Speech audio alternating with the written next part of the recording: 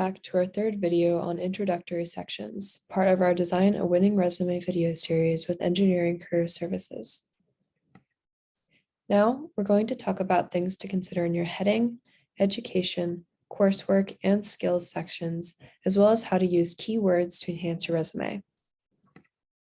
Here is an example of what your resume header should look like. It has all of the important information an employer should know should they want to speak with you further. You should include your first and last name. You can also add your preferred name in parentheses as well as your pronouns. For your address, you can include the city and state. You no longer need the street, and zip code is optional too. 2 addresses are not necessary either. If you have 2, use whatever applies best to the job you're looking for. Remember to create a professional sounding email address and try not to include many numbers in your email. We would recommend sticking to some variation of your name, but surfergirl@gmail.com is not quite a professional email. For your phone number, make sure to include your cell phone and have it updated with a professional sounding voicemail. Make sure you are speaking clearly on the voicemail recording and state your name clearly. Your LinkedIn can simply be included as IN/student name, and you can also add a website or portfolio if applicable, or a security clearance if you have one. Do not include citizenship status unless you're applying for jobs that require it. Next, we have the education section, which we encourage you to place as your top section if you're a student or a recent graduate. If you're beyond your first year, you probably want to remove your high school. Include the university name and location, city, state, or country. You can list your degree or university first, degree, major, and expected date of completion, including your co-op semesters. Be sure to list your graduation date. This includes the month and year. Employers are only interested in when you graduate. Your start date is less of a concern. No need to include a start date. You should also include your GPA.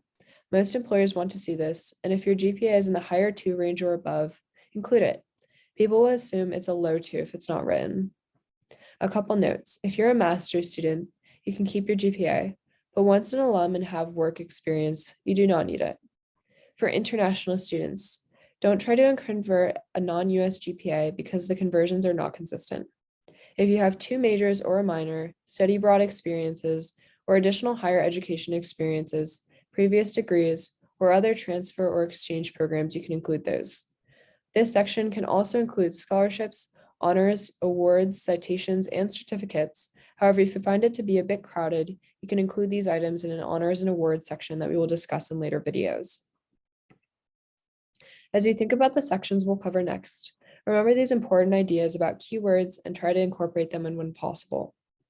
What is the employer seeking, and what do they value? Tailor your resume to a specific position, industry, or audience. Focus on the relevant aspects of your background and use these keywords to optimize your job application. And a pro tip, enter 1 or more job descriptions into a word cloud generator to see what top keywords you can include in your resume to stand out as a best match for employers. The word cloud makes words that are repeated bigger, so you know what to emphasize or what you still need to learn. You can see on this slide, the applicant might include the keywords analysis, systems development, and design in their resume to stand out. When it comes to coursework, we recommend only listing classes if they are relevant and specific to the role you're applying for. So this section is completely optional. Keep in mind that it's usually more effective to highlight class projects as technical experiences in a separate section. If you do decide to list coursework, only list relevant upper-level courses and technical elective and use course titles. Skip the course numbers. Most employers will not know or understand the course numbers, but they will understand the course titles. Also be sure to limit to 4 to 6 course titles as they demonstrate interest, not necessarily knowledge in the topics.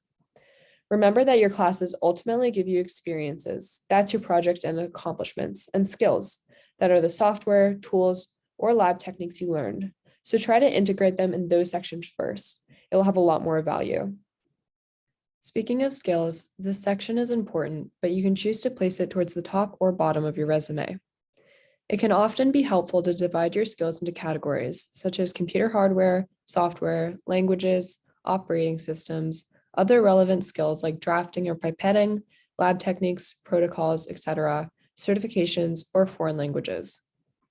For any of these, you do not generally need to list your proficiency level unless you feel that it's necessary. But keep in mind that employers have told us that stating proficiency level on the resume is unnecessary, and it is something that they will determine during the interview. Some terms for that may include familiar with, proficient in, or for foreign languages, fluent or conversational. Leave off your soft skills in this section. You'll illustrate these through your action statements under each entry in the experience or activity sections or in your cover letter. Again, we want to remind you that you should not use graphics such as bars to provide representations of all your skill levels. With that advice on introductory sections, you can get started on your resume. But don't miss our next video on how to develop your experience section next.